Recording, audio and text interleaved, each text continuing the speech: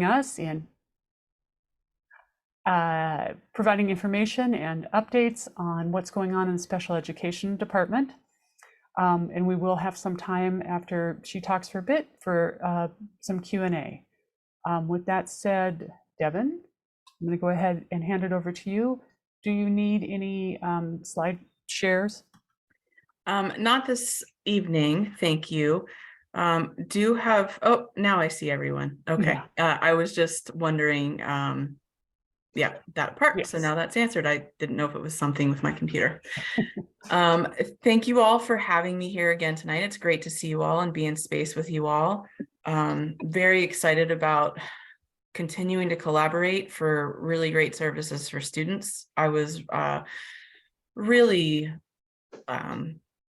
excited about the legislative session that we had was that last week, the week before? Time is running together.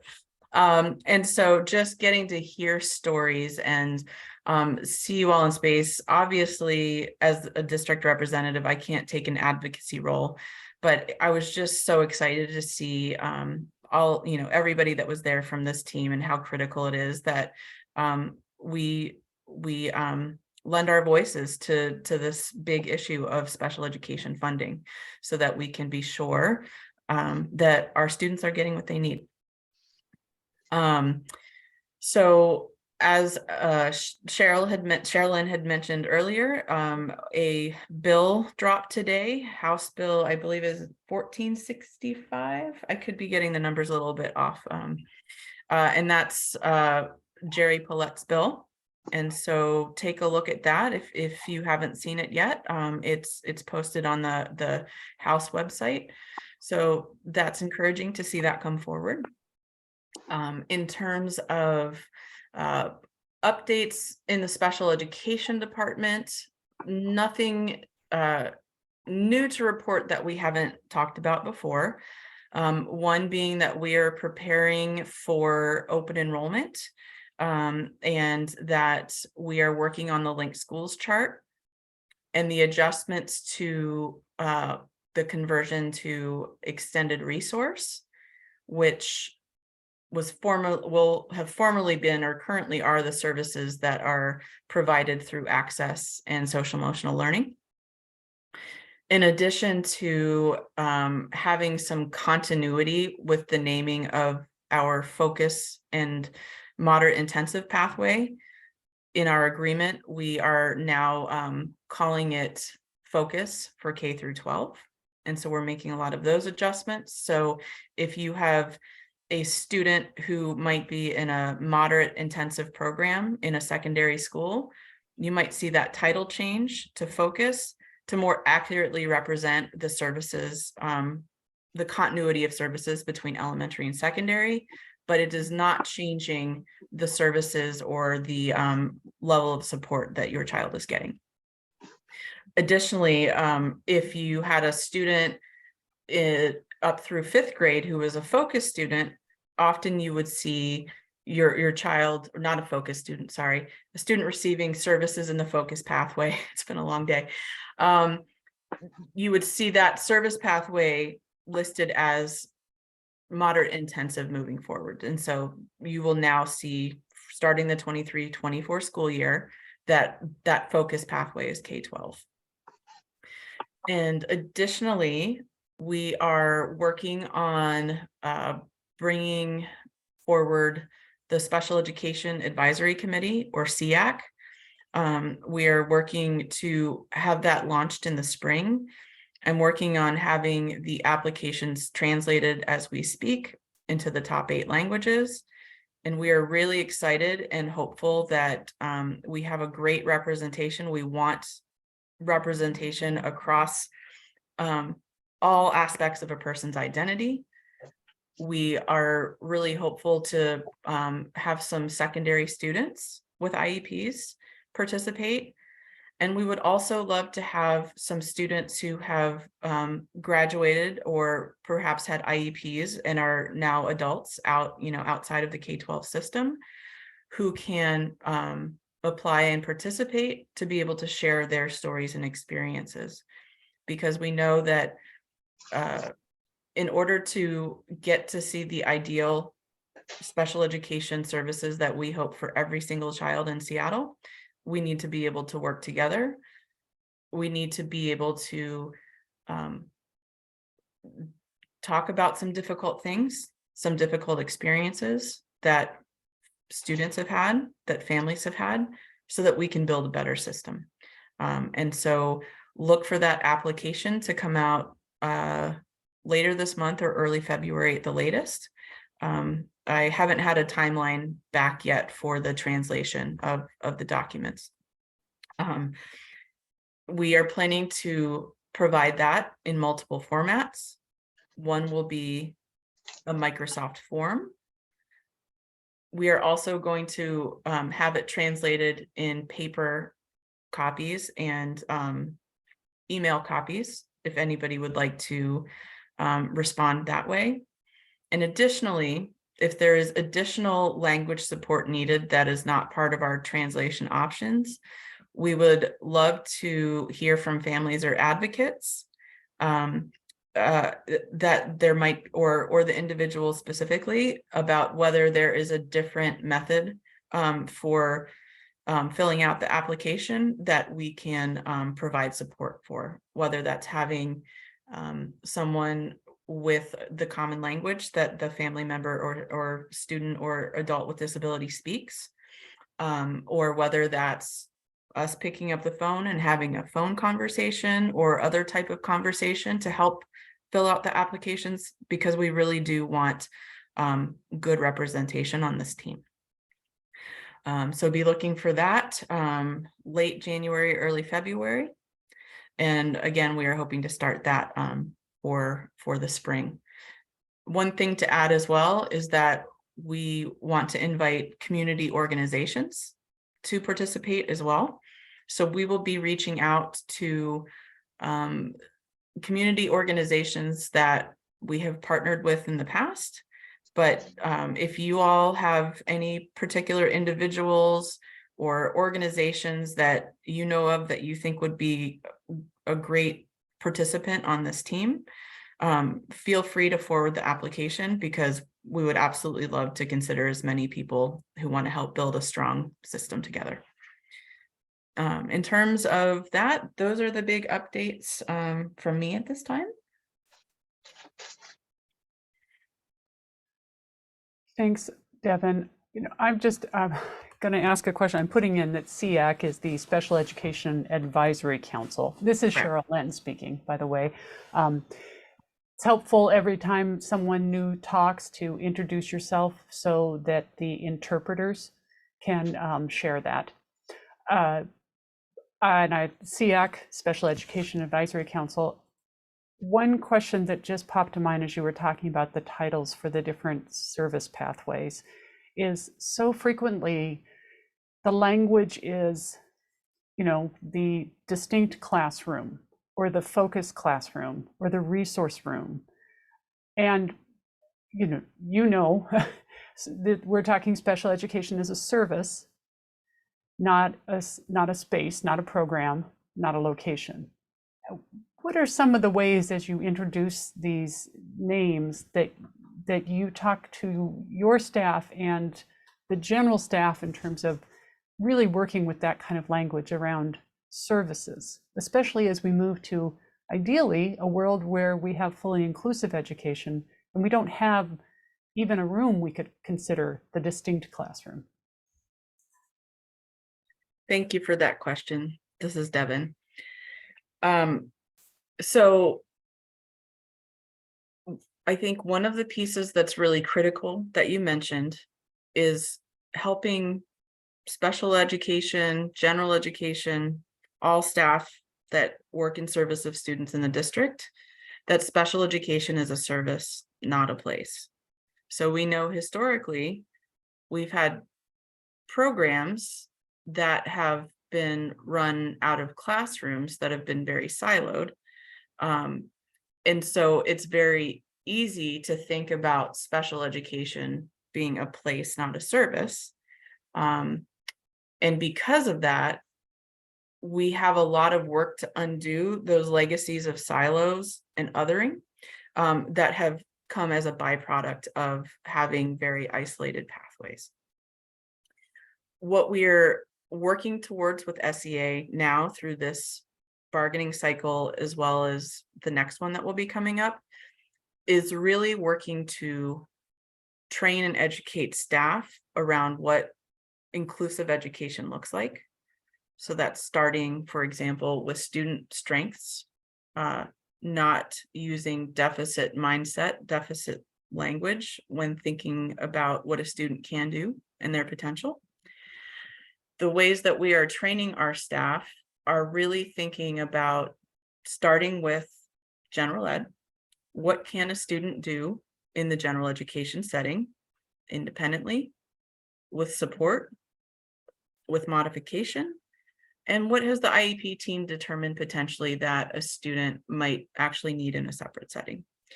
And so those are all very individualized IEP meetings.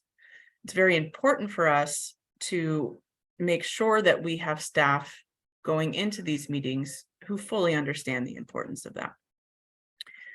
One of the reasons that we collectively agreed to move to extended resource as a model, as a pathway, is to help our teams provide services that are more of a continuity and less of a place, that will hopefully over time reduce the number of transitions students have to make if they don't fit into one particular pathway or box.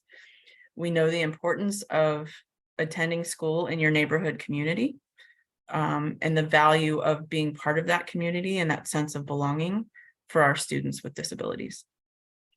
So that's where we are moving towards. So in addition to the professional development that we provide to staff through our department, as well as coaching of teams through our support methods, we are also working on, we have Novak Education working with us around Universal Design for Learning, or UDL.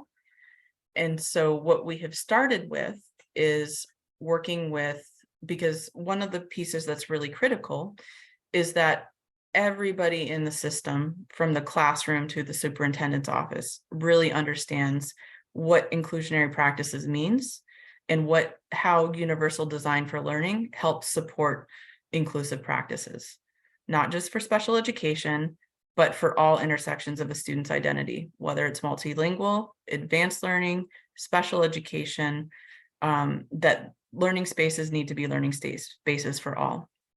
And so what we have worked on, so we have Novak team coming to our district cabinet meetings. We have also Novak supporting professional development for principals to know and understand how to implement inclusionary practices and universal design, how to lead for that in their buildings. We are working with SEA to provide a menu of support options for staff to participate in trainings that can happen asynchronously, synchronously, or over the summer. We also are working, we have a steering committee that has research and evaluation, the curriculum team, the new principal support staff, cross-representation, behavioral health, our restorative justice team, all helping to lead the direction of this work. In conjunction with this, we are also working on building out an MTSS kind of state of the district, if you will. That's not its formal title, but Novak is going to support us with looking at our district policies and practices, as well as doing a deep dive into some of our schools to really look at the strengths of what is happening in our schools and places where we could improve. Because what we do know is that solid tier 1 instruction is best for all students. And it can also at times be very inconsistent across from school to school. So those are some of the things that we are, thank you, Sherilyn, for pointing out that MTSS is multi-tiered system of support. And Christy, thank you. And so I think that's probably a good summary for now. Happy to ask or answer additional questions if you have them. So. Well, I will answer or ask what Jana Elizabeth Horvath asked in the chat. As an SPS teacher, I'd like to see inclusion as part of the evaluation process. I guess it's more of a comment than a question, but yes, several of us sat through the Novak, Katie Novak of Novak Education and Shelley Moore's event last Wednesday. And Ms. Novak made it really clear that evaluation and holding people to inclusion was absolutely an expectation she had. Is that something that's coming? So as part of our partnership work in our steering committee, in addition to the fact that Superintendent Jones has made inclusionary practices one of his strategic initiative priorities, one of the 5, we are working on multiple channels of providing those kinds of supports to help leaders understand how to implement. And so one example is that one of our principal leadership coaches is on the steering committee. When she meets with the new principals as a group, they take the ideas and concepts and theories that we talk about with Novak in a large group, and then she has action items where they have classroom look-fors. They can look at the Danielson framework or Danielson rubric, which we use for teacher evaluation, and look at the ways that UDL and inclusionary practices relate to the parts of the Danielson framework. So all of those things there's just a few examples of some of the ways that we are moving some of that work forward. Yes. Oh, I see. Christy, you have your hand up. You want to ask your question? Yes, thank you. I'm just curious, in the transition to extended resource, what kinds of plans or discussions have been made around staffing reallocation, for example, access and SEL classroom teachers, if those teachers will then be moved into general education classrooms as co-teachers, or kind of, what that might look like. Sure. That's a great question. So this is Devin again. And what I can say about the transition is, first and foremost, we are implementing student IEPs as the IEP teams have developed them. So we are not making substantive changes that would take the individual out of IEP.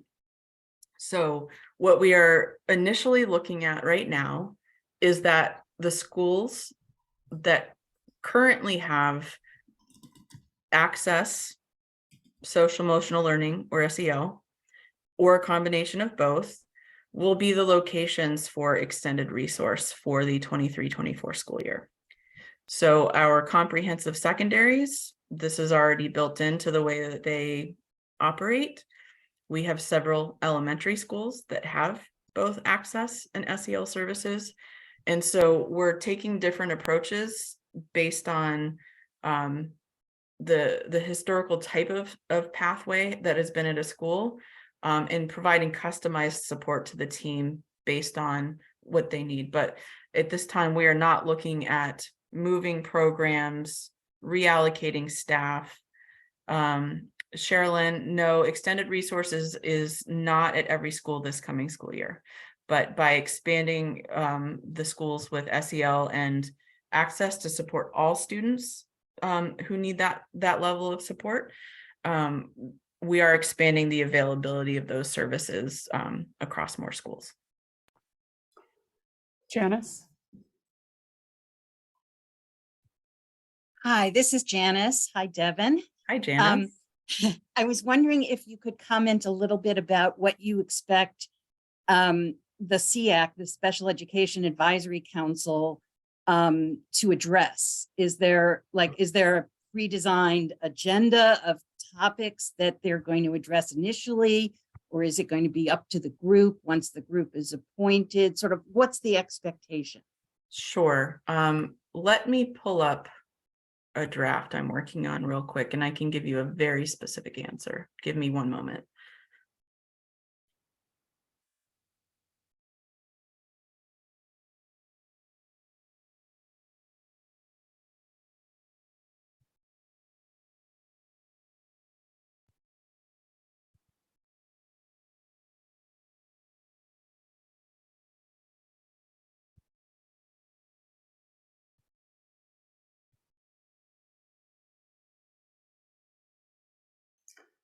This is Cheryl Lynn. I will also just say, if you do have a question and you want to ask it anonymously, you can send it to me, you can send it to Janice. And we do have a Padlet where we're also capturing questions as another option. Thanks. Thank you for the time to pull this up. So really what our focus and our role we're hoping to be, we're doing kind of a high level overview or framework of our purpose. And then we will be coming together as a group to really build that out and flesh that out. And so some of the things that we are wanting to work on collectively are provision of special education services, getting reporting and feedback from the community of implementation and of policies and procedures, understanding of the student experience in the classroom, making sure that we have training and supports available related to the needs that our students are need support with, making recommendations and looking at district policies and procedures related to special education as they come up. So we also are hoping to look at trends in our, due process and state complaints to look at ways that we can do systematic improvements. Reporting to the school board, things of that nature are things that we're hoping to collectively do as a group. So that's kind of the skeletal portion of what we're hoping to accomplish. But once we have our team put together, then we're going to actually create our charge, pick our priorities, center student experience and voice, and really use that as the driving factor for how we organize our work. This is Cheryl Lynn. I want to make sure that I heard that larger group of special education and like behavioral health and restorative practices and the others, that is the group that is working on part of the work that you're doing includes looking at due process and state complaints to work on systemic change. So that will be some work we could potentially be doing as a formed SEAC committee. SEAC. Thank you. Mm-hmm. Yeah, but I can imagine that inclusionary practices will be a big priority for our team. This is Cheryl Lynn. I would like to think that work is going to start or has been started before SEAC comes on board. Absolutely. So that is already happening. We're moving forward. This is Devin. I'm one of the business owners for the Inclusionary Practices Initiative. It is a general education initiative because we know that we can train and support our special educators and they can know it in and out, but oftentimes our barriers are faced in the general education spaces, right? And so we know our students are general education students, that inclusion is the work of the district. It is not the work of the special education staff department. So even though I have a specialty and experience in special education, we are looking at cultural responsiveness, multilingual, advanced learning, gender and sexual identity, all different aspects of a student's identity to ensure that inclusive classrooms are affirming spaces for all students. Mrs. Cheryl Lynn, thank you. Any other questions? This is Devin. I see a couple questions in the chat related to my description of extended resource access and SEL. If it's all right, I'd like to clarify. Please. So access and SEL are two pathways that will exist through the 22-23 school year. And then starting the 23-24 school year, they will merge into extended resource. And so for year one of our rollout, we are ensuring that those services are available in the schools where they currently exist. The increase in access, sorry, it's hard when we're talking about access for students and access as a pathway, right? But there will be expanded ability for students to attend schools, their neighborhood schools or close to their home for this first year, because of the fact that there will not be a differentiation between those two pathways. Because what we know is that we have a very large disproportionality issue with access to inclusive spaces, to the point where when we look at similarly situated students with disabilities who are white compared to similarly situated students with disabilities who are Black, we have a over 30 percentage point discrepancy in the students' access to LRE1, which is 80 to 100% of their time in the general education setting, based on race alone. We know that disability does not disproportionately impact one race over another. So we have work to do as a system to make sure that the bias that has been showing up, which some of it is structural, including historically our social emotional learning classrooms have had a smaller or a larger ratio of students to staff. And our access classrooms have been more inclusive.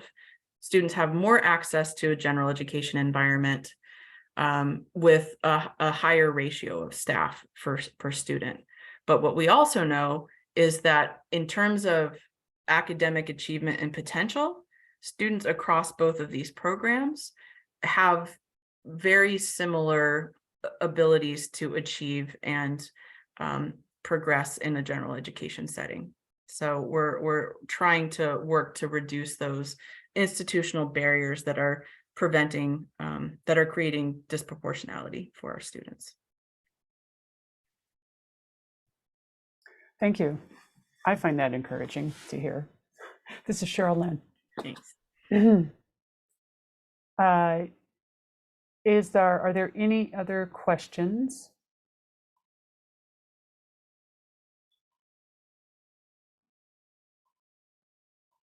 Okay. Well, thank you, Devin. And now turning to a couple other folks related, we are going to be hearing from, and I think they're in here, I didn't check, Dr. Latricia Borner, who is with the Special Education Department as a Student Support Services Supervisor, and Christine Matfield, a PBIS, Positive Behavior Interventions and Supports Coach and Health Education Specialist Trainer. And we've asked them to come and speak about the restraint and isolation policy implementation. And a brief bit of background: last year, the school board revised their policy on restraint and isolation, and we are looking to hear a little bit about how that's going. One of the main reasons we're interested is because by the district's own standards or own statistics, I believe at least 96% of students who are restrained and isolated are students receiving special education services. And then after Dr. Borner and Ms. Matfield finish, we will have Christy DeVater, who is our Kids Do Well If They Can Advocacy Committee Chair, and that is the Dr. Ross Green approach of collaborative and proactive solutions. We'll be hosting some Q&A. Thank you. I'll mute myself and stop sharing. One quick note, this is Devin Gurley. Did we allocate 30 minutes to this presentation? I just want to be clear with expectations for my team. I believe so. I think it was a 20-minute presentation and a 10-minute Q&A or something like that. Okay, perfect. Thank you.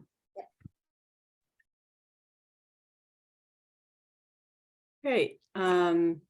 I have a couple of logistical questions, but before I start, my name is Christine Matfeld. Very nice to meet all of you and appreciate all of you sharing the space. I actually underwent a little bit of a title change in the last year or so, so I'm going to go ahead and send that and put that in chat here. But I appreciated seeing my former role, which I still carry forward, doing Tier 1 supports as a PBIS coach. I did that for a few years, but I've been in the district. This is my 22nd year now, so I've worn many hats. I will say actually 22 years ago when I first came into the district, I was hired onto a levy grant supporting health education. So that kind of started my pathway working with middle schoolers in classrooms. And since then, like I said, I've worn many hats. So it's a pleasure to be here. I currently work as a project program manager, supporting both discipline attendance, which is daunting, and there's a lot to it. But one of the work streams that I do support, largely through discipline, is the restraint and isolation policy and procedure. And I'm going to do a little bit of disclosure here too before I get started, which is I have also, quote unquote, sort of inherited into this role, specifically supporting isolation and restraint. I've done a lot of trainings of staff around de-escalation techniques, as well as physical safety interventions. That being said, my predecessor was Erin Romanek, who has since left the district since the end of last school year.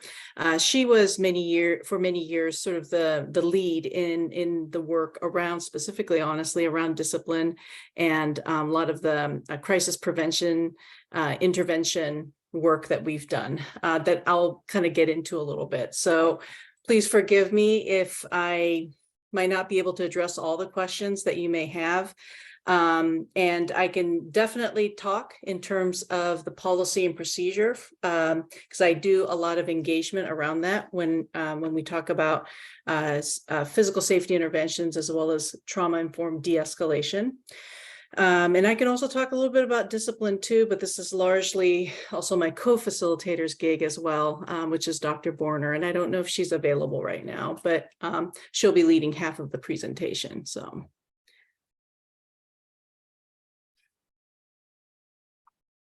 And I'm actually not sure if she's on. I don't see Dr. Borner. Okay. So we are checking. This is Charlene. Devin, do you have some updates? This is Devin. I was just unmuted my mic to let you know I am working on it, trying to figure out.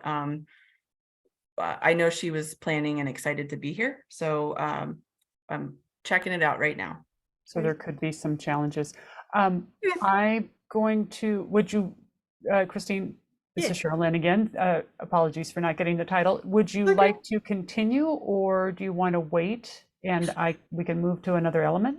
No, well, it's really up to the group, I think. I'm happy to do my portion, which is really about half of it. So maybe I can address some questions, but I will say this. I think a lot of questions that people do bring up about isolation or restraint much of the answer also lies within the realm of special education, and I'm not the person who can speak for that. So I'm also concerned too about bringing up my first 5 or 6 slides that I would like to share and not being able to address specific questions that ultimately I think Dr. Borner's work is really exciting too, because it's supporting the whole, when we have students who are on a specific plan, what, you know, how does the policy and procedure around isolation and restraint, for example, clarify roles or clarify definitions so that we are engaging in best practices and we're centering our students. So again, I don't want to overstep my bounds by speaking for special education, but in terms of the policy and procedure, I can speak on it. So I will let you decide what's best practice. I'm here until 9 o'clock, so it's no big deal for me to need to wait. This is Cheryl Lynn. Let's go ahead and hear what you've got. I mean, in terms of, and as questions come up, we'll make a note of them and see what we can do in terms of answers. And if it works out that there's something going on that's beyond control, then we will get our answers at a different time. We'll share them later. So take it away. That sounds great. All right. So I guess my second question is, am I to be sharing the screen? I wasn't sure if somebody had already submitted our PowerPoint. If not, I do have a PDF that I can share as long as I have sharing rights. You do have sharing rights. Go ahead. All right, let's do that then. Okay, good. Well, it actually worked. All right. Thank you, everybody, and good evening. I'm Christine Matfeld again, and I thank you for your time. I'm going to estimate about maybe 10 minutes or so, maybe 8 to 10 minutes to get through the first section of the slide that I had planned on sharing with Dr. Borner. And luckily, my section is in the beginning, so that'll work for us. So my understanding was I was on an invitation to speak a little bit into the new or the updated isolation and restraint policy with Seattle Public Schools. So let me start with our slide, and everything is projecting fine, I hope. Yes, we can see your slides. All right, good. All right, this is Christine. So my predecessor, Aaron Romanek, largely led the work on the engagement that was necessary to bring isolation restraint policy and procedures up to speed and to do updates based on need. So I worked probably more within the periphery of supporting this work.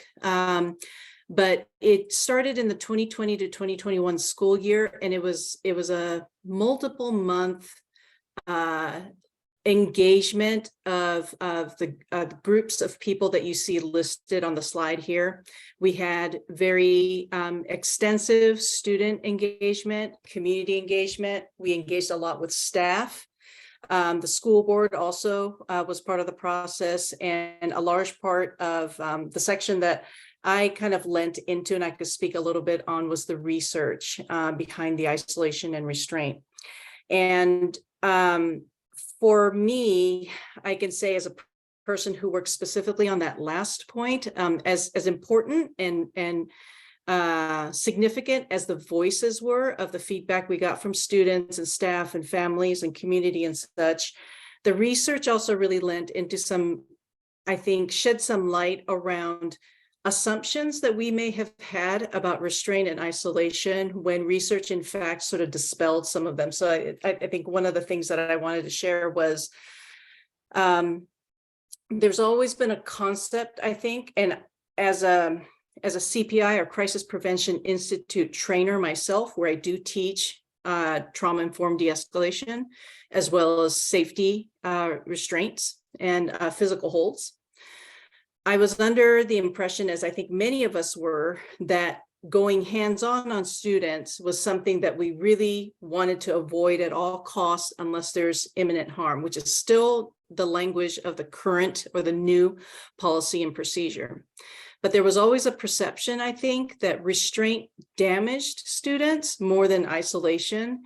And one of the things that we learned about in doing our research is that lot of students who had been subjected to both restraint and isolation during their time in school actually reported that being isolated was much more damaging and much more harmful than being restrained. And some of the comments that I remember reading in the research was, isolation feels like I'm just being put into a space away from everybody else.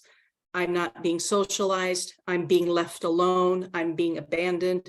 And they talked about the long-term effects of that feeling, as opposed to restraint can also, depending on circumstances, especially when it's misused, can be damaging. But restraint also meant that people were around you to surround you. And some students also talked about the positive aspects, or the supportive aspects, I would say, of restraint that was appropriate for harmful situations that they were in. So I thought that was just really interesting, because that really shifted our perspectives in terms of how we shape the language around the updated policy on isolation and restraint. So that was very extensive work that my predecessor did. Myself and I had another consultant, a colleague of mine, Nikki York, that we did a lot of research around and supported this work. And oops, I think I'm going in the wrong direction. Oops, sorry. There we go. So that resulted, here we go, in the revisions. If this is a PDF, so I will make sure a point to share it with you. I'm sure all of you have already access to it, but those are also live links in there too, the portions that are underlined, so you can go directly to the restraint, isolation, and other uses physical intervention board policy. And the bottom line was to make updates and changes. Sorry, Ms. I'm just getting a request. This is Christy DeVotter. I'm just getting a request to slow down just a tiny bit. Of course. For our interpreters. Thank you. I'm so sorry. Okay, No worries. I apologize. I apologize. Yeah. I started off many years ago. I worked in ELL classrooms, and that was the same request that I got initially when I worked with families. So I apologize, and please feel free to let me know to slow down. Okay. So the focus of this update or policy and procedure was to incorporate it into the 5-year strategic plan that we have with our district, and particularly to include language addressing the systems and practices that lend to continued impacts of racism, historical racism, on our students and our families. So the procedures, we're going to examine them right now. That's a lot of bullet points, and my intent is to not read them to you, but these are some of the significant changes that are addressed in the procedures.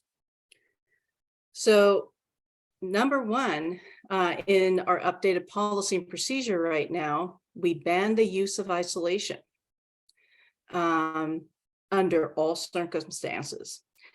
I know when I talk about this policy and procedure, when we are training school staff to use physical safety interventions or to get certificated in them, we field many questions around, well, what does isolation mean? What does it look like? And this is the definition, and I'll try to go slowly on this.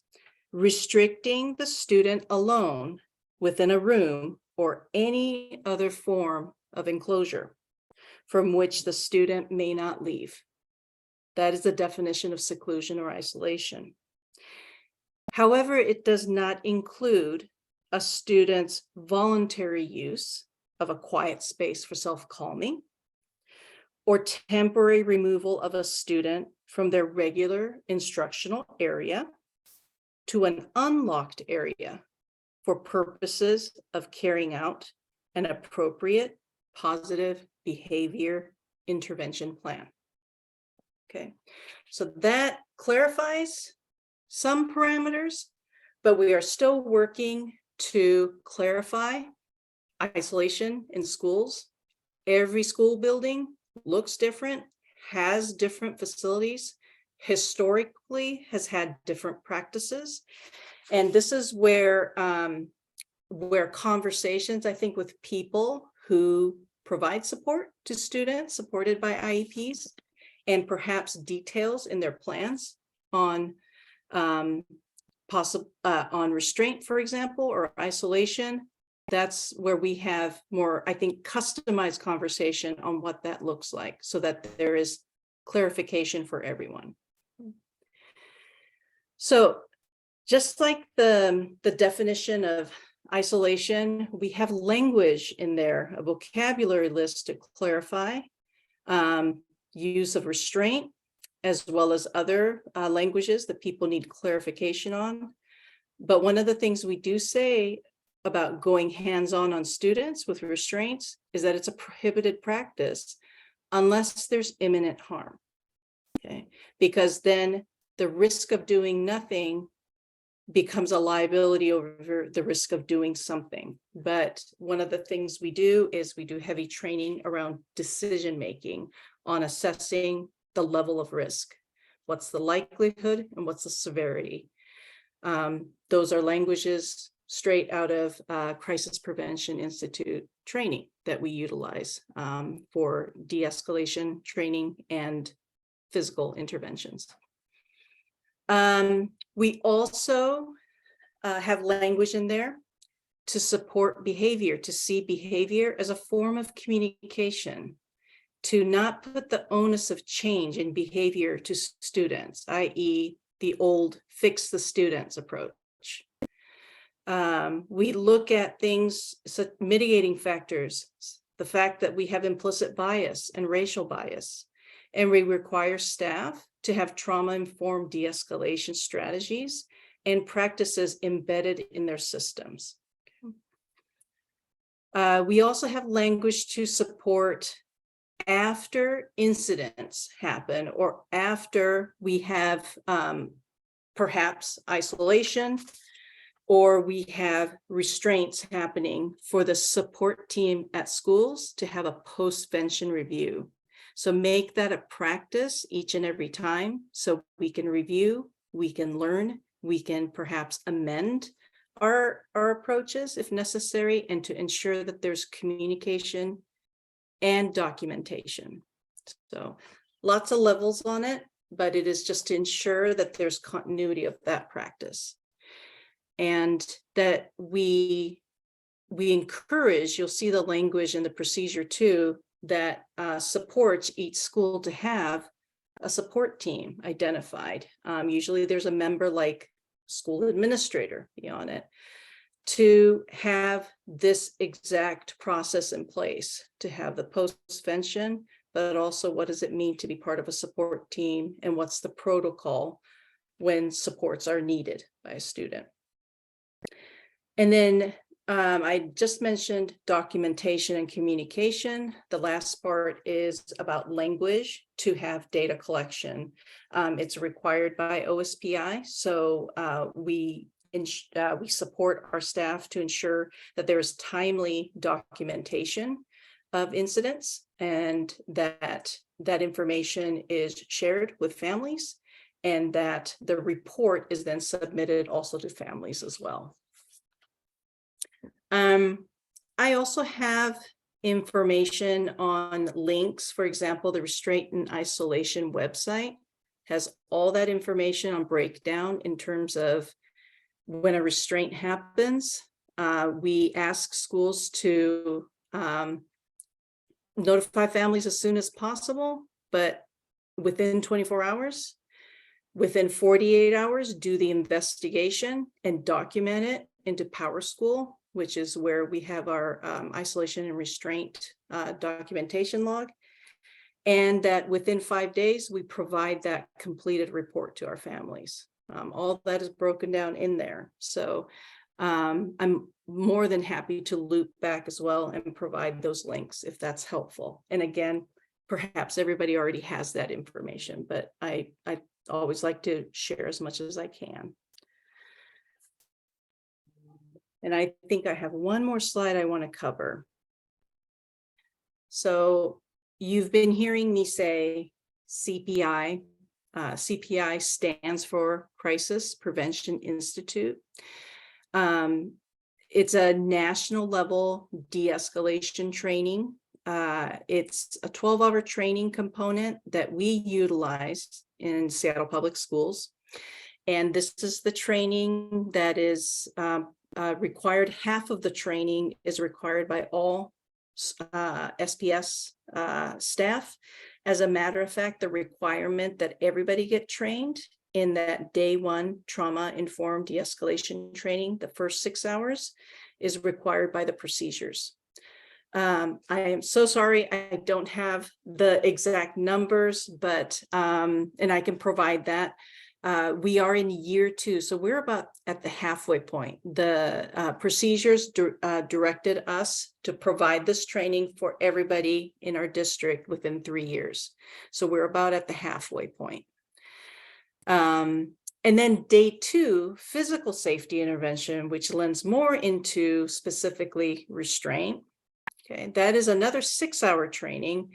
And that is a training that only specific staff have access to. In our district, we've made the decision, not everybody needs to be trained or should be trained in physical safety intervention. It really should be a very restricted strategy for support teams at school, members of support teams that support students in very specific situations.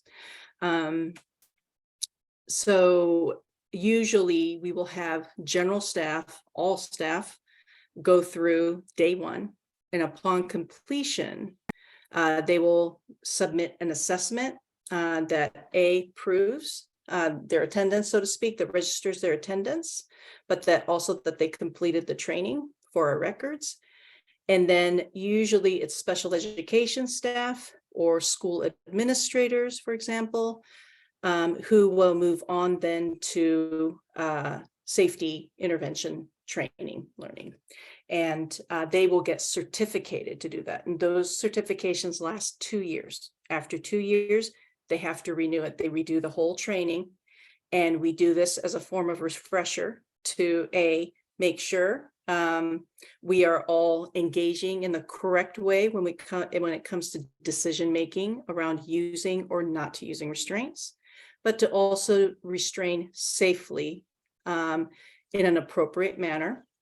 It also encourages us to incorporate updates because that education is ever shifting, and we want to always, of course, make sure that we are engaging in the safest practice for our students. So I think that kind of brings me to the end of my section. And if Dr. Borner is not on, We do. looks like This is she Sherilyn. Dr. Borner is here. Hi, Hi, Christine. how you Hi, doing? everyone. Please forgive my tardiness, Christine. Christine, okay. can you move the slides for me because I do I not most have certainly can. access to it?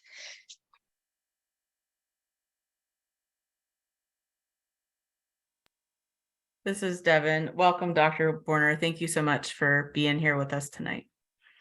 Thank you, guys. And again, please forgive my tardiness. This is so unprofessional. But again, I am Dr. Latricia Borner, and I am the student support supervisor for behavior in special education. So I want to thank you all for having us tonight. And as I move into my portion, quite a couple of months ago, I guess, you all had some questions about behavior and safety in the district. And I'm sure that Christine has talked a lot about CPI and how we train teachers and the things that we expect. So I'm just going to go into the behavior team and my role and the role of the behavior team and the things that we're doing in the district in order to improve safety and behavior in the classroom. And so the special education behavior team consists of me, and I have 3 team members, 2 program specialists, and I also have a consultant teacher. And some of the things that we do, as you see on the screen, is we support the SEL teachers. And as you may know, that is a setting where we have some of our most challenging behavioral students that need a little more social skills. They need, some of them need a smaller setting. Some of them may need more academic help, but mostly we're working on social skills and some of those deficits that they have that cause them to exhibit inappropriate behavior sometimes. And so that's one of our Dr. main Borner, focuses. excuse Yes. me. This is Cheryl Lynn. I've gotten the interpreter has requested if you would just speak a little slower. I know you're probably hyped Oh, up. yes. I'm sorry. I forgot that we have an interpreter. Please forgive me. And if you would just adjust your camera a little for those who use lip reading, so we could see, we see just a little too much of your ceiling. Thank you. Oh, that's I great. didn't even know the camera was on. I'm sorry, guys. I'm sorry. As you can see, I'm on my phone, so that's why I didn't even know the camera was on. Okay, is that better? Yes, thank you very much. Okay. So as I was saying, some of the things that we do also is provide behavioral observations and consultations of those students with disabilities that are in the less restrictive environments.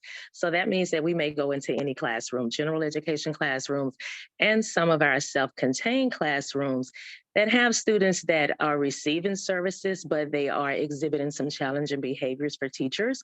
And so we may go in to do observations to see if we can provide some recommendations that teachers could implement in the classroom, or make recommendations for maybe additional testing, or a recommendation of maybe there might need to be a consideration for a change of placement or some additional support in the classroom.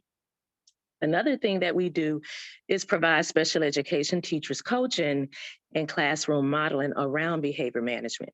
So what does that actually look like for certain students? For example, our students with autism, a student who may have some cognitive delays, a student who may have Down syndrome, a student who has ADHD, for example. And so we want to go in sometimes and actually model, how would I intervene for this type of behavior for this particular student? And then lastly, we try to serve as thought partners for those on the campus in crisis situations. That could be our own colleagues, the program specialists and field supervisors who support those campuses, as well as principals, teachers, case managers, whoever needs us at the time. So we do participate in a lot of meetings to consult on what is the best way to intervene with this type of behavior, or what's the best way to support the student and the family in trying to manage the behavior. Next, Christine. So one of the things that I have been working on since I began my tenure in September is to begin to build teacher capacity. One of the things that we want our teachers, specifically special education teachers, to be able to do is to manage behavior of students of all disabilities. And we also want general education teachers to be able to do that as well, because the majority of our students should be in those settings. And so we don't want students to be left out of the general ed setting, specifically because Johnny gets out of his seat too much, or Sarah, needs more attention than everybody else. So one of the ways that we have begun to do that is to provide monthly SEL PLCs, so that we can provide teachers with more strategies and interventions that they could use for different things. We also have talk groups. So what are some issues that they're dealing with currently on their campuses? We have weekly classroom visits and observations. So the teams are always on campuses. They're visiting their most, their most challenging classrooms, working with those teachers on a constant basis. And we also work with teachers who are definitely not SEL teachers, but just teachers who are struggling with different kinds of behaviors in the classroom. We, again, provide classroom coaching. So we may spend days or weeks with a teacher specifically just to work on some of the things that we see need to be implemented in the classroom. For example, some structure, some routine. Some students specifically need that. Some students need to see a daily schedule. What is it that's expected of me every hour that I'm here? Some kids might need to have something specific to them for them when it comes to academics. For example, maybe I need a graphic organizer and everybody else doesn't get one. So we try to do a lot of classroom coaching around those things after we make observations and we notice that maybe some of these things are missing. And then the professional development, that's something that as an office, we are continuing to work on because we don't get a lot of time with our teachers. And although we have these monthly PLCs, they're like an hour. We're trying to build a PD plan as we speak. That's something that we're constantly talking about, and we're trying to map out for the new year as we move into extended resource. So some of the probable reasons that we would have parental involvement, one of the questions that was asked, and this was months ago, I guess back in October, November, I guess some parents were concerned if they were being called or being asked to come to the campus, maybe because of behavior, or maybe being asked to attend IEP meetings for their students. And so I wanted to talk about some of the reasons why you may be called as a parent if it involves some type of behavior. Obviously, you should not be called on a regular basis for the same thing, but I would assume that as a leader of a campus, as a teacher, if it's a persistent violation of the code of conduct, then that would be a reason to contact the parent, because we want you all to know when there are things like this going on. Not that Johnny needs to go home or not that you need to come to the school, but we definitely want parents to be aware. We want you to know every step of the way, because we don't want to get to a point where things are really bad. And then we tell you and you find out, well, this has been kind of going on for about 3 or 4 months and nobody told me anything. And so another reason might be because the student has been physically aggressive with their peers or school staff. Of course, you know, some of our students, depending on the student and the disability, they may hit not knowing that hitting is harmful. And so for those students, we should have some type of intervention in place. But if we have a student who is just physically aggressive, knowing that they want to harm, this could be another reason why you may be called for an IEP meeting, a parent conference or something like that. Also, if the student is vocalizing homicidal or suicidal thoughts, obviously, I'm sure as a parent, that's something that you would want to know. If a child is saying that, you know, I'm going to bring a gun, I'm going to shoot myself, I'm going to kill, you know, my teacher, those are reasons that we definitely have to involve parents. We have to take all of these things seriously, as I'm sure Christine may have mentioned as she talked about crisis prevention. Also, if a student is destroying school property, I mean, obviously, kids don't tend to get suspended for destroying school property. I mean, we get a lot of things get destroyed. But again, this is something we do want parents to be aware of, especially if students are destroying like their own laptops or computers that they should be using in the classroom. We want parents to know that. And then if a student is eloping, I mean, that would be really important, because we wouldn't want a student to be missing or a student to run outside of the school. And God forbid, if a car was coming by or somebody was coming by that grabbed them, we have to notify parents that there is elopement going on. And as a team, the campus team and the parent, we want to be able to work together to figure out how can we ensure that Johnny stays in school? What is the plan? We need to have a safety plan in place.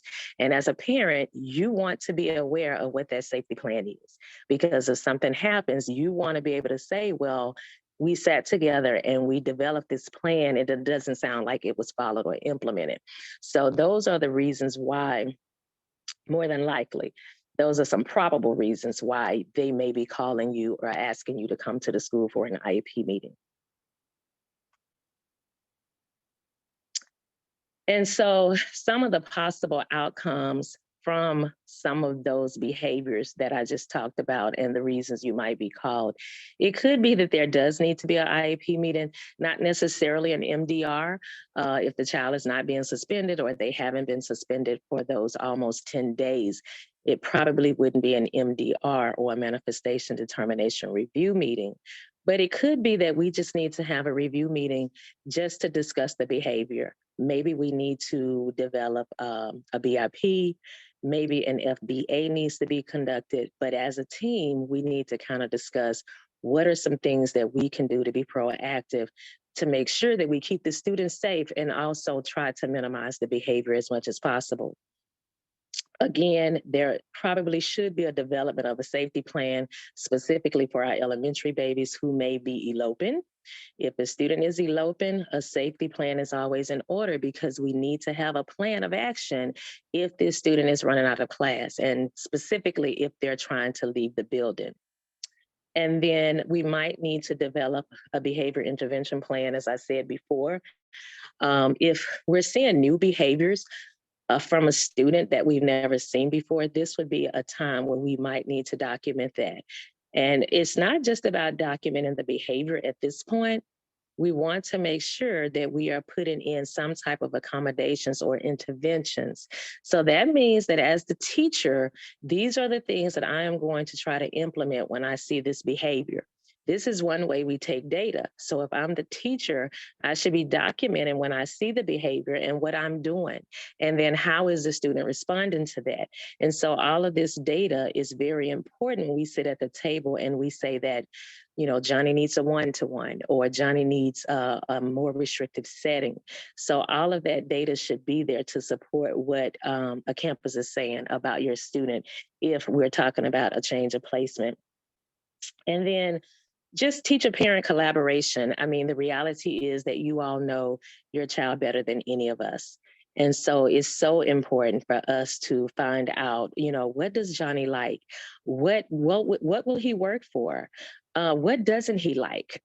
What really gets him upset? What do you do at home when Johnny has his tantrums? As some kids do exhibit some of these same behaviors at home, and parents are able to manage that. And what better thought partner than a parent? And so I think it's really important for us to collaborate with our parents when it comes to these challenging behaviors. So moving forward, some of the things that I've been discussing with my superior and my team is just researching some other tools and resources to assist our teachers when it comes to documenting the behavior and all the interventions, as I just said. This is a really important piece because we don't want to just say that, oh, well, Johnny is unmanageable and we can't manage his behavior on this campus. Well, what does that mean? So we need to make sure that teachers understand what it looks like when I am actually implementing a strategy and I'm actually documenting implementing that strategy and how it's working for Johnny.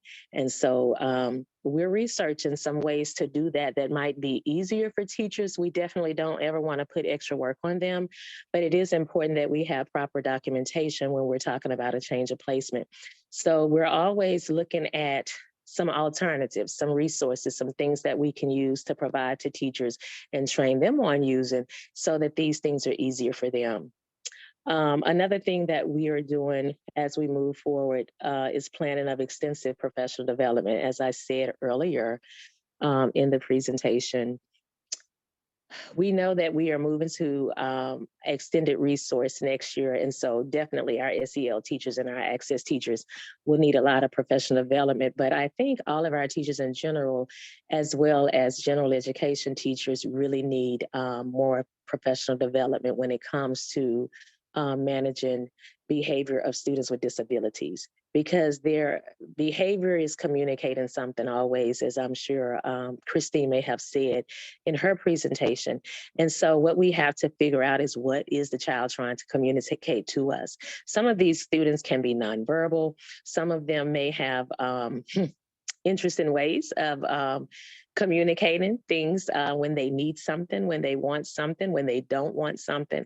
And so we're looking at what kinds of professional development can we bring into the district, can we provide to teachers that is going to help us ease this challenging year that we've been having when it comes to inappropriate behaviors or undesirable behaviors in the classroom.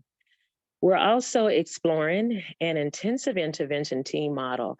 And what I mean by that is having an extra team of support specifically for the most challenging behavior. Like right now, my team is for the whole district, and we support all teachers and all students with special needs, but our capacity is only so much.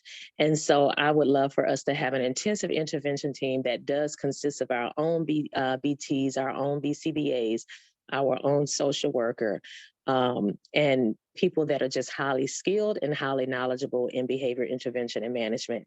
And so that's something that I've been discussing with my superior, which he loves the model. But of course, this comes with more staff, which we can't get at the moment. But what can we do in the process or in the interim to try to prepare for this? How can we prepare ourselves for such a model? Because we know that this is something that's going to continue to be needed. And we want to be able to support our students the best ways that we can when it comes to challenging behaviors. But it's most important to support the teachers, because we want to be able to keep them in the classrooms in order to keep the kids there and have a highly effective teacher. So that's something that we're discussing and exploring as we move forward, as well as we are developing a focus group of teachers to determine what teachers feel they need in order to be more prepared to manage challenging behaviors. So as we move into extended resource, that's a whole conversation that some teachers do feel like this is going to be more challenging for them if they have to now educate or try to support students that they in the past maybe would not have had to support. And so we just want to make sure that we hear them, we listen, and we take some of their feedback as we begin to make decisions in how to roll this model out and make it successful for everybody. So with that said, I think that is the end of my piece. And I have on here questions. I think this may be for Christine and myself as well. If there are, I don't know if we have time, but if we have time to take a couple of questions, I'm sure our host will let us know if we have some that we can answer. But thank you again for having us. Thank you. I appreciate it. And yes, we're doing an agenda shift, so we are going to drop our breakout rooms, which gives us some time, because I know there will be some questions on this. And with that, I'm going to ask Christy to go ahead to bring up some questions that I know we'd sent in advance, and also just questions that would have come up in the chat and such. Yes. Okay. This is Devin, really quick. Just wanted to add that I'm also here to help answer questions. Excellent. Thank you so much. This is Christy DeVater. I am on the board of the Special Education PTSA. I'm the chair of the Restraint and Isolation Committee, which we have considered but not officially decided to name the Kids Do Well If They Can Advocacy Committee. I love it. Yeah, that's true. We recently hosted a talk with Dr. Ross Green. I'm not sure if you're familiar with him, but he has developed a model called Collaborative and Proactive Solutions, and it's a very student-centered, elevating student voice approach to dealing with challenging behaviors one student at a time, prioritizing the students who kind of need those interventions the most. Okay. I would encourage you to check out his presentation that he gave to Seattle Public Schools and Washington State back in November. We hosted a talk with him, which was great. There's so much to cover here. Thank you so much for giving us as much information as you have. It's a complex topic. And so I'm going to try and cover as much as I can, especially with questions from our attendees. The first thing that I wanted to kind of get to is you had alluded to some training. First of all, the CPI training. We'll go way back into the beginning of the presentation and into what Christine Matfeld was talking about. The crisis prevention and intervention training that is done, that was required by the procedure on restraint and isolation to be implemented over a period of 3 years. And the question around that is, there's two parts to this question. The first one is, what kind of training is being done for all staff in the implementation of the policies and procedures, specifically regarding what does and doesn't constitute incidents of restraint, how and when incidents need to be reported, how and when families need to be notified, and what Seattle Public Schools is doing to ensure accurate and timely reporting of restraint and isolation incidents. Are teachers receiving actual training, or is it a document that they're required to read and sign? Not just teachers, but all staff. That's kind of the first one I just wanted to cover. I would be happy. I'm Christine, by the way. I'm happy to answer that question. So the first 6 hours is dedicated to trauma-informed de-escalation, which is part of the policy requiring everybody to do it in a 3-year period. We're halfway through that. During that training, we do address that the people who are coming to that training largely will not be trained in safety physical interventions because there is no need for them to do so. But the messaging that we do provide is that some members of your school staff team will have this certificated training, and that that staff are really, it's just like the policy language says, they're prohibited, that restraint is a prohibited practice unless there's an assessment of physical harm or imminent harm that's happening. But so can I just, sorry, interrupt you for a moment. Prior to, some teachers have not, many have not received CPI training yet because it's being implemented over a period of 3 years. So in that interim period, what information are teachers and staff receiving regarding the policy and the procedure change, and knowing whether or not what they might be doing in a classroom constitutes an act of restraint or isolation? I guess the second piece to that is, I know that we have banned isolation, but are we still tracking it to make sure that it's eliminated? Yeah, my understanding, I think, is we're working with school admin, with administration to disseminate that information about the wording in the isolation and restraint policy and procedure. I think if there are other efforts specifically, I don't know if Dr. Borner or perhaps Devin could lean into it. I know with when it comes to tracking isolation, we are doing so largely through what people are documenting through Power School. Some really valid conversations that come out of that is all documentation really being implemented. We hope that that is the case, but more importantly, we are trying really, really hard to get the word out around the practice of isolation and restraints for staff who are certificated to do so. And I see Pat Sanders on as well. So yes, welcome, Pat. Thank you for being here. This is Devin Gurley. Pat Sander is our Executive Director of Coordinated School Health. We had a little bit of an issue with the invites coming after the registration for a couple folks. So we're all here now. But I also wanted to add to what Christine has been sharing. As you have heard, Dr. Borner is new as of September, and Christine has shifted into her role this school year.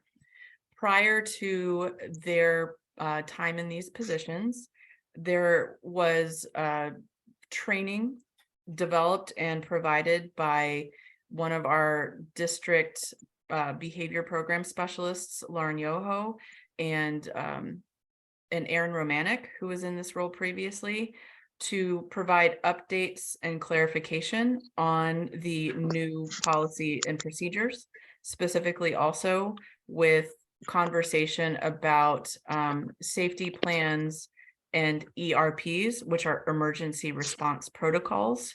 So those are plans that IEP teams co-develop when a student has a pattern of behaviors that may necessitate restraint or isolation, that they're for their own safety, that they that there is a plan that everybody knows, understands, and follows. And so in addition to that training that we have made available to all staff that was highly attended, our special education program specialists and supervisors also work with staff directly when students are communicating through behavior about the appropriate policies, procedures, and ways to compliantly implement. So those are some of the other things that are going on in addition to the district-wide trainings. Okay, thank you. This is Christy DeVater again. I'm going to move on to another question, which is, in general, what training is being provided to, it sounds like from the presentation that training is being prioritized first for extended resource teachers, special education teachers, and then general education teachers. At least that's kind of the way that I've interpreted what you've shared. And I'm just wondering what training is being provided. What does that professional development look like for students who exhibit challenging behavior to prevent students from escalating? So to understand behavior as communication and look at it as look at it from the standpoint of what's happening upstream of that to get in the way of prevent them from learning or prevent others from learning. And so that could be a spectrum from shutting down, head on desk, pretending to sleep, those types of behaviors, to lashing out and engaging in acts of physical violence or verbal aggression type things like that. So is there a particular professional development offering or series of offerings that are made available to all teachers? Are these trainings required district-wide, or is that something that's left up to individual buildings to make those decisions? Can we kind of just get a general sense of how that works within our public school system? Yeah, so I will start and Devin can jump in and probably confirm or clear up anything that I say. This is Dr. Warner. So in reference to what I was saying in the presentation, I was specifically talking about moving forward because, again, once I started, school had already started. And so whatever PD happened before I even came aboard. And so that's one of the reasons why I was so adamant about doing the SEL-PLC, but that's just one group of teachers. And we do know that there are many teachers that need professional development around these things. So I will admit that currently we're having to take it one teacher, one school at a time. So we have some schools that require more attention than other schools.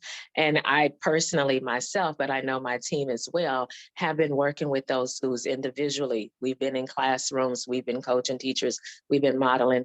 I'm actually going out on next Thursday to a campus because a principal who was in my CPI training wanted me to come to his campus to just go over some de-escalation techniques with his teachers, specifically his general education teachers, because he feels they need that. While we have trained a great number of schools, as Devin said, around CPI, we've had some big trainings and we've had ongoing trainings. And so quite a few people have been trained, but specifically for working with students with disabilities, which is what I'm about to do next Thursday, because they've sent some scenarios specific to their campus. And so we're kind of having to take it one campus at a time. But the hope really is over the summer for us to develop some type of conference style training that would be specific for administrators, for general ed teachers, for special ed teachers, and will center around these types of things, behavior, not just for extended resource, but for all of our teachers, because these students ultimately are going to be with all of these teachers. teachers. And so that's what we're moving forward for. Right now, we're just in the development stages of that. That's why we're doing the focus groups, so that we can hear from teachers, what is it that they think they need. And we're talking with some of them. They are in agreement that they would come to a summer training because they want more information on these things. So we're just building a PD calendar. I can't say, we do have some things available online right now, just some virtual trainings that are available to any teacher or administrator that wanted to take it. I'm not sure of all of them. I know we have some things around FBA and we have some things around classroom management, but we definitely have some more that we need to develop, again, on specific topics. For example, like you said, what do we do in the moment of crises, or a student holding a tantrum, elopement. And then what are some things that you can just implement on a daily basis from the first day of school that can add structure and routine to your class, which helps manage behavior. So those are things that we're building. So I can't really speak on anything else that was offered before or what might be online virtually. I do know about the FBA training and classroom management, but we are definitely building for all teachers. So anybody who's willing to come, we're going to make that happen. And then hopefully we'll have some more things available online for those teachers who won't be able to come in person. Okay, thank you. That's helpful.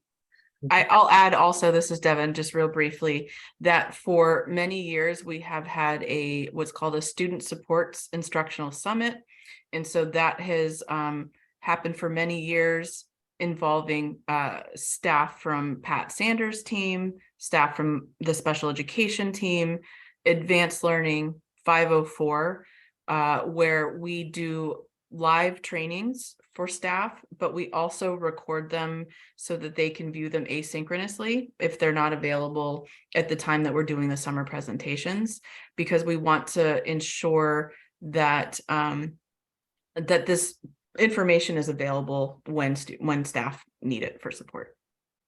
Christy, Pat Sander here. Good evening. I'm sorry I was tardy. I wanted to also say that I've been part of the curriculum assessment instruction conversations that have been going on as we roll out literacy, as we roll out the science programming, and as we roll out the mathematics. And being a elementary principal and supervisor of principals prior to taking this role I'm currently in, with instruction being my first love, I feel real strongly that, and have been the voice at the table, that this is about planning and preparation in general ed classrooms every single day. And it's knowing your students. It's about the relationships. It's about my doing the pre-planning and knowing that Christine may be struggling with what the content will be today. And so what am I going to do to scaffold her so she's successful? And that Dr. Borner may already have accomplished much of what the content is.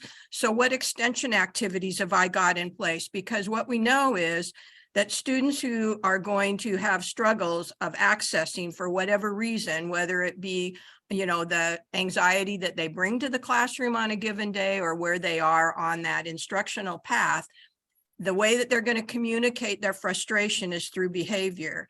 And those students that are bored are going to do the same thing. And so it's a voice I've been putting in all of the conversations, that this is really about good planning and preparation of instruction and knowing students and making sure that they leave at the end of a class time feeling confident that they achieved something that day and that piece, so that it also gets back at changing those practices. I also wanted to note that we're putting together the annual report for isolation and restraint.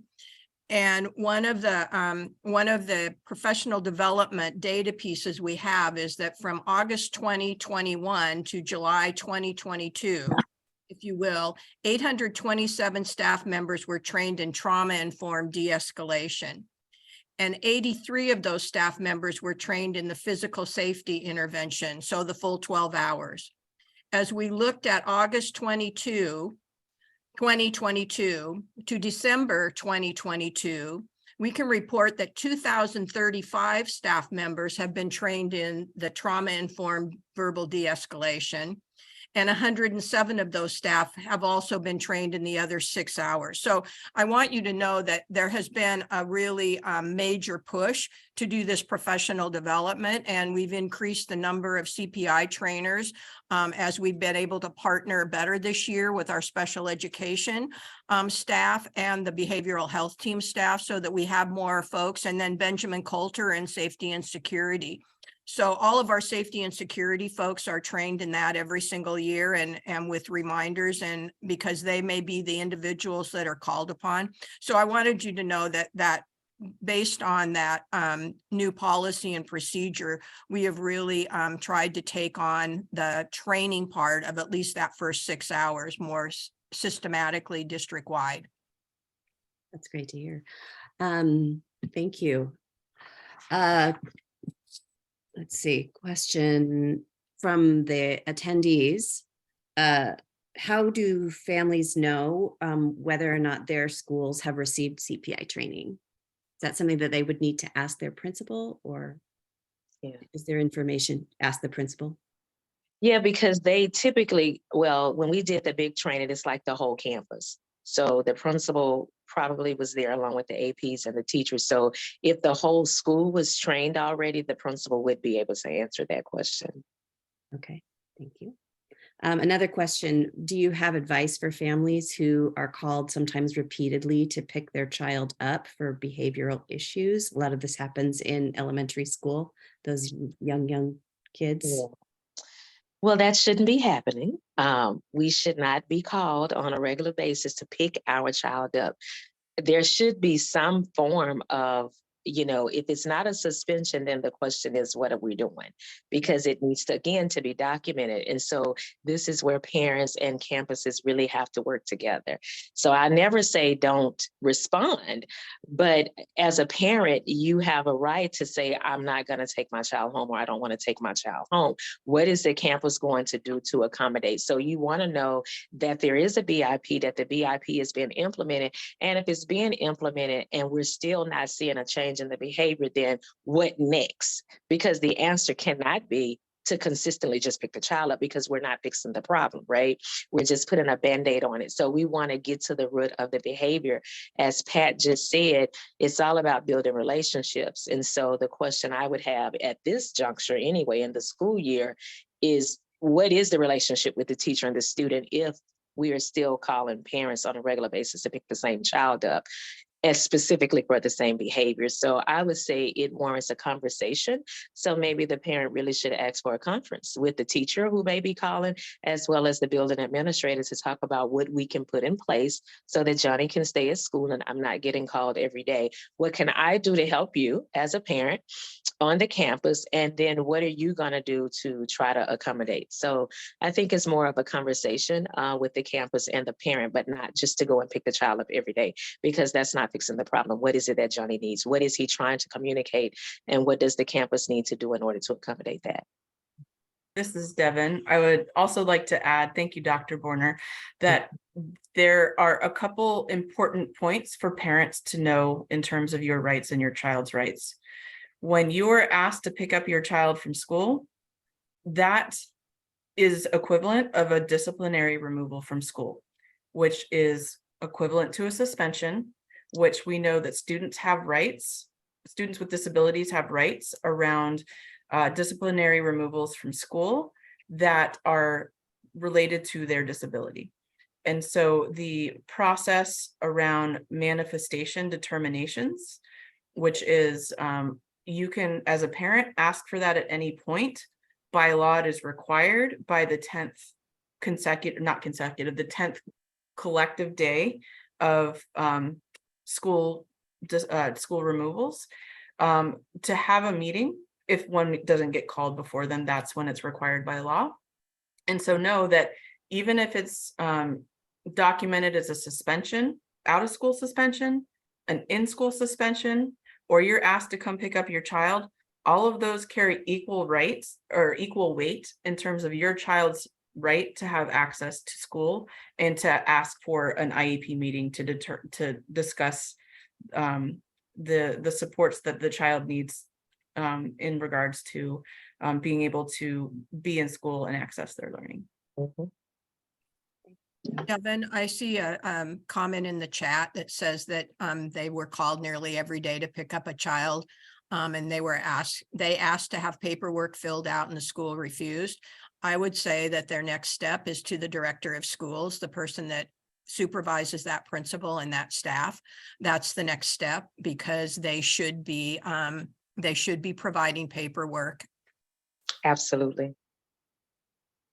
Okay, this is Christy DeVotter. I've been told there's time for one more question. So this will be our last one. We are keeping track of questions in the chat. So if you're open to having us send those questions along to you to provide answers, that would be very, very much appreciated.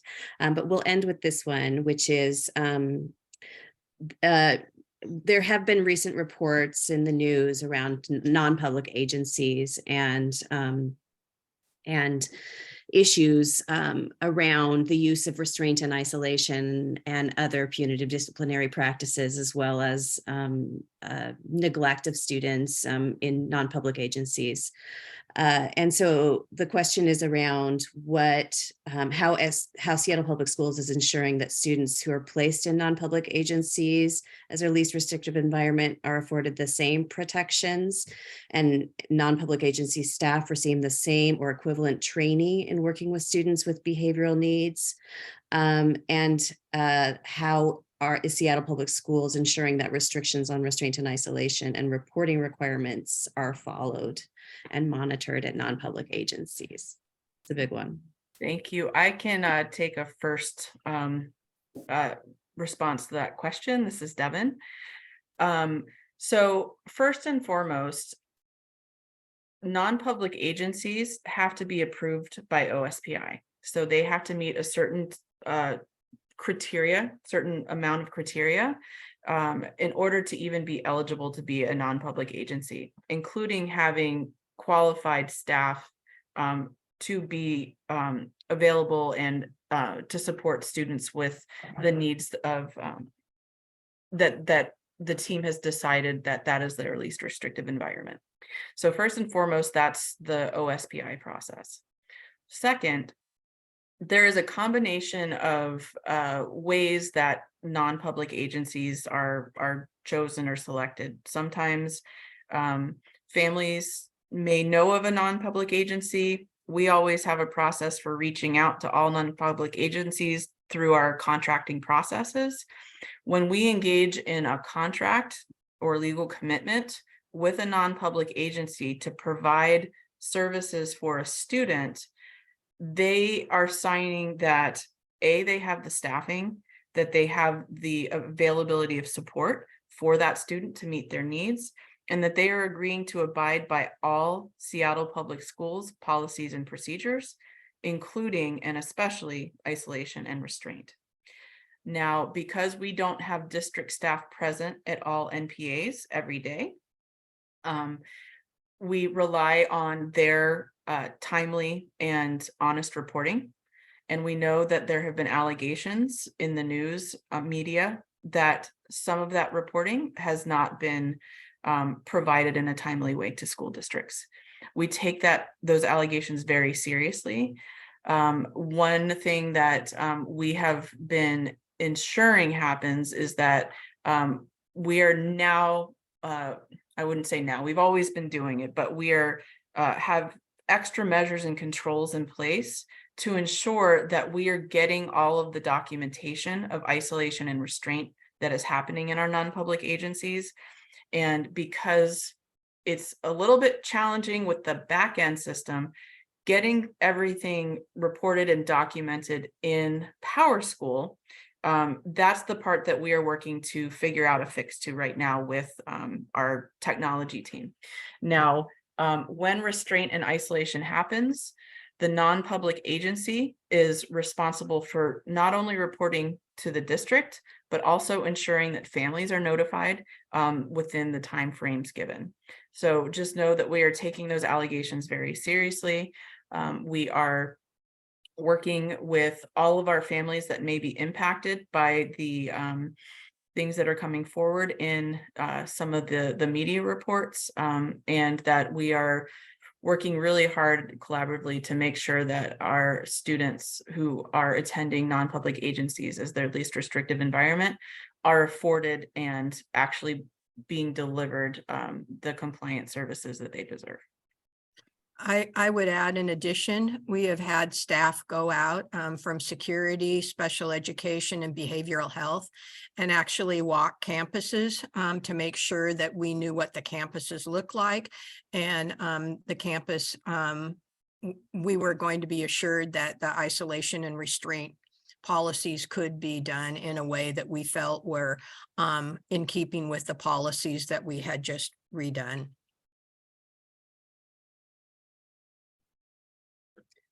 Okay, this is Christy DeVotter. Thank you all so much for coming here and sharing your time and your information, your resources with us. We really appreciate all of you. We need to wrap this up and move on to the next portion of our meeting. But thank you. We will be sending a few more questions your way. So don't be surprised when that happens. Sounds great. Thank you so much for having us. We're so happy to be here. And I know there were some questions in the chat that we didn't get a chance to respond to. So happy to take those and help respond to those questions as well. This is Sherilyn. Yes, thank you all. And I'm glad that we were able to rework our agenda, because I do know there's a lot of interest around this. I would ask everyone here to consider if we put together a meeting, a standalone meeting on this sometime in the spring. If we could get some support along those lines. As you hear, and we did not actually raise a lot of the stories that we've heard. There are a lot of issues of unreported restraint. There are a lot of issues of staff at both the educator and the administrator level.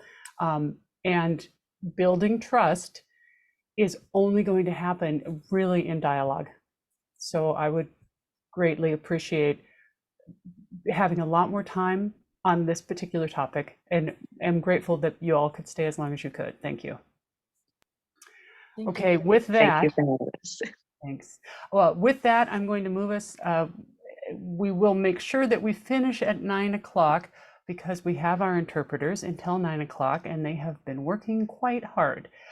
We have an important piece of business to take care of, and that is to vote on our updated 2022-23 standing rules. We've shared the link. Given where we are on time, I would like to ask if there's any discussion, any questions, and then see if we have a move for to vote on this.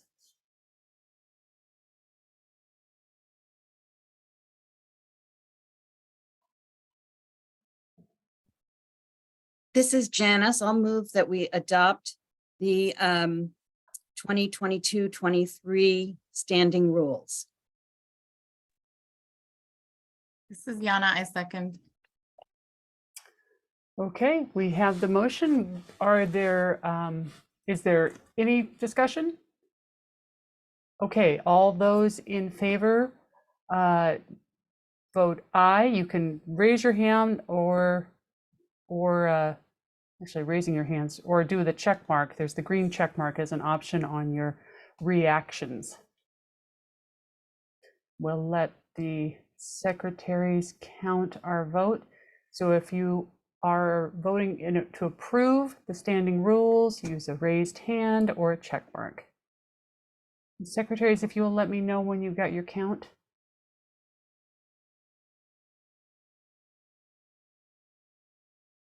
Okay, we're good. Yep, got it. Okay, and are there any nay votes? Anyone voting no? And if you just remember to, if you already voted, you can take your check mark off. So do I see that we have 4 right now? Oh, okay, great, thank you.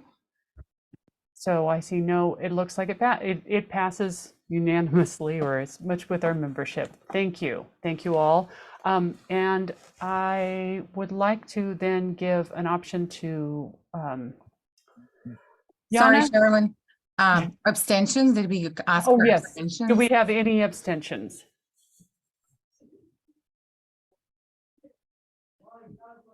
Okay, then it is, we have new standing rules for 22-23.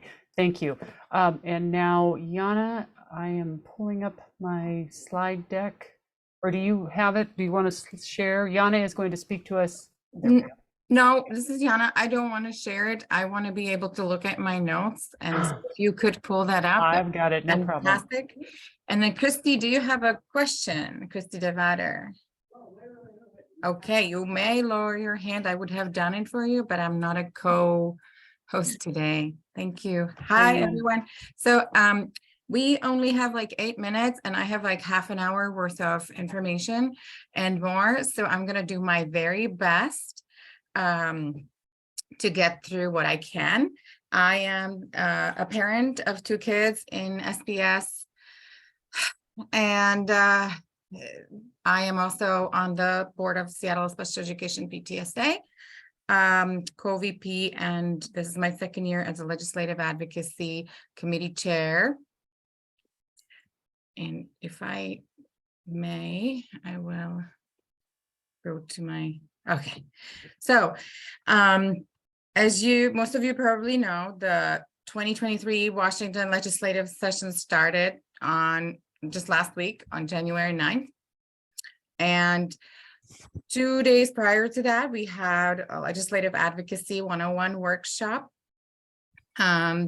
Just that, so just if you weren't able to make it, keep an eye on the meeting recording on our website under resources tab. I know that we've been all busy, so it's coming up to be posted. It was an excellent presentation. That this was our 2nd year doing that, and it helps you understand overall legislative session, how it works, what to do.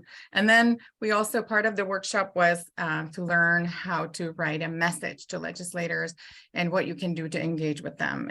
I highly recommend it. So I'm just going to go kind of touch on what you can do, how you can get involved in legislative advocacy during the session.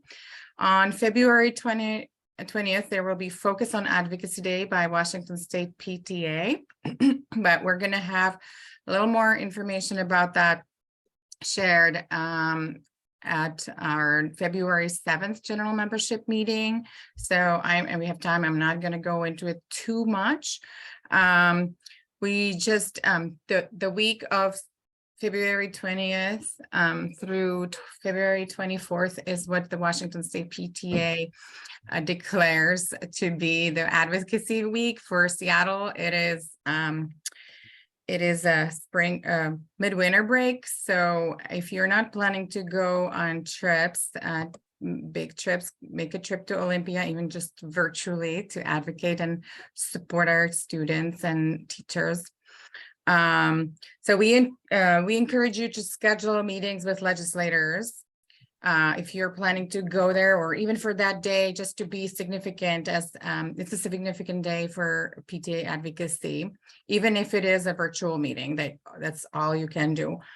So do reach out to them as soon as possible, because they get busy, and especially during the session.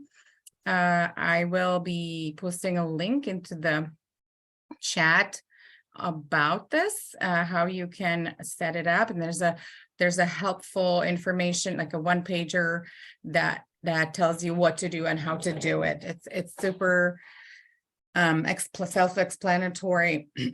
And then additional information that you can get about this, or whichever whatever other advocacy the Washington State PTA is doing, is also going to post a link to. I can't do that, so I'll have to. It's not copying for me. So if somebody could do it and take it from the notes, otherwise I'll have to do it in a sec. Then, sorry, and then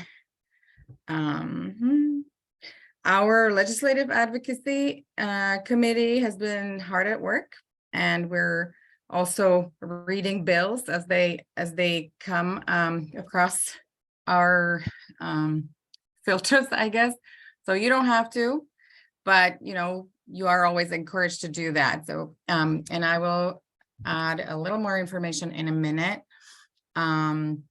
We have our own our form for interest form for 2023 legislative session engagements. If you are interested in advocacy, and I just want to say, I'm going to put that link, that one copied. I don't know.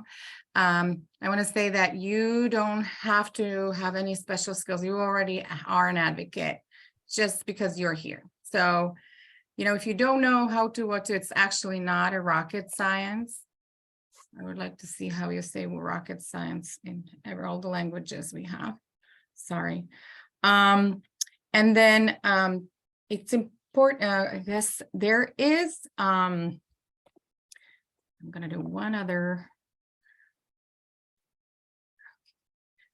So the Washington State PTA tracker, I guess, no, how you, not a tracker, but how you contact your legislator link is now in the chat.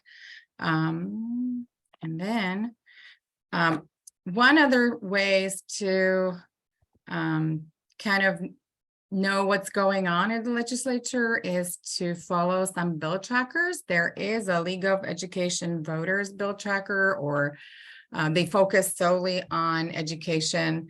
There's other ones that are focused on disability, anything that is Disability Rights Washington. They have their bill tracker, as well as ARC of King County. And then I guess since we are almost out of time, I do want to highlight a couple of bills in the legislature currently. There's HB 1305, improving access to and provision of free appropriate public education for students with disabilities to ensure that ensures that parents are able to record IEP meetings. That's one of the things that this is a bill that was initially sponsored by Representative Jerry Paulette, who you've been able to see in our meetings. So he drafted it, and then now it gained good support since filing, and it has multiple sponsors. Then that's a fairly new bill, and it's got very good things in it. I will try to post or if somebody could post a link to that, I would appreciate that. Now what you can do is to comment, or when you engage with legislators, is comment with your experience around anything in this bill or any other bills that you decide to comment on or talk to legislators about in support or otherwise. And also remember that you can comment more than once. If you think of something else later, you can still add it, and the bills are being amended as we go, some die anyway, but if you like something in another bill, bring it over to your legislators and say, okay, we need to address this. Best if you know which other bill is related to your point. So if you're writing a message, I kind of listed that on the slide. I'm not going to go over it as you can see it. I just want to say that when you're making your ask, tell them what you want legislators to support and what you want them to change, or on a bill you oppose, why they should oppose, and say, okay, I wanted to oppose unless this and that X happens. You can also still be undecided when you comment on bills, but do highlight things that that impact your family or your lived experience, you have lived experience with. That really, stories really can move mountains. One last bill I will say, or the second bill I wanted to highlight, is one that's being heard tomorrow. And that is equitable identification of of highly capable students. Unfortunately, it didn't copy into I am signed up to testify on that one. And even if you can't testify in person, do submit your comments.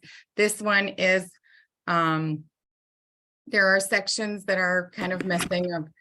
I see you, Sherilyn.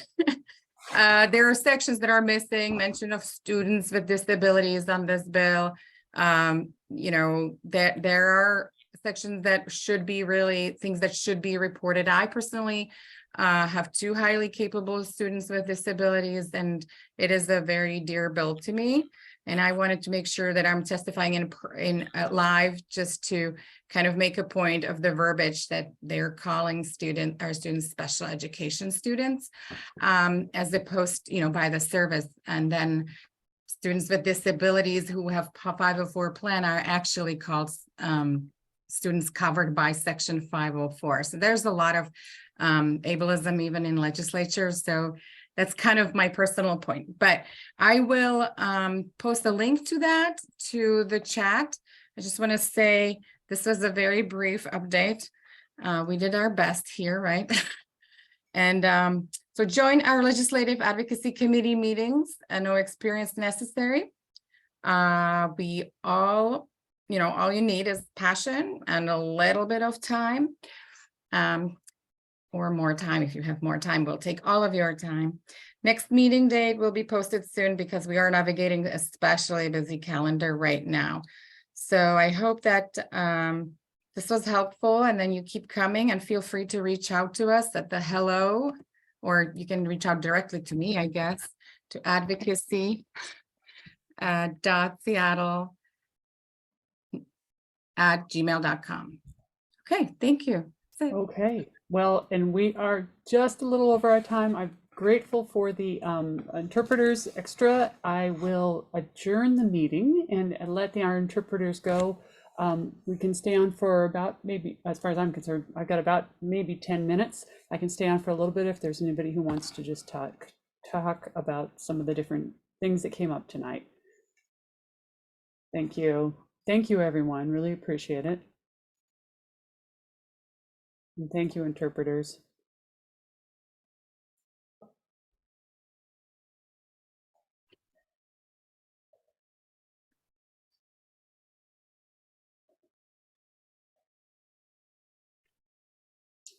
And I would very much like to get all those folks back. It was when Pat Sanders started talking, I'm like, oh, wow, we really are going to be running long now. I think the standout for me was when they were talking about the behavior. I forget who was the behavior lady. She came late. I remember Warner. Pat. Yeah. And I was like, oh my God, if that like actually would have happened, like if everything she was saying had actually taken place, instead of the school just willfully ignoring what was right in front of their face. You know, I mean, it was like my son was showing all this behavior and they were just ignoring it. I mean, I went to due process and even tried to do it that way, and it was still ignored. I mean, it's like, you know, it's like if they say no, they say no. And then it's like, so I was just kind of, it was hard to listen to that, because I was like, if any of that had happened, my son may have still been able to stay in his school, which is really hard to take, you know. Oh, yeah. I heard a lot of stuff. I mean, even as I was back and forth, I didn't